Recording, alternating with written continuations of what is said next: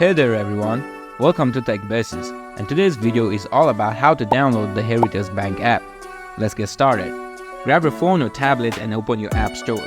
Depending on your device, it will be either the Google Play Store or the App Store.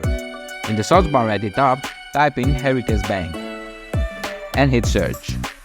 You should see SB Paddy by Heritage Bank. Tap on the app icon to view the details. Here you can read about the app and its features. To download and install the app, tap on Install or Get depending on your device.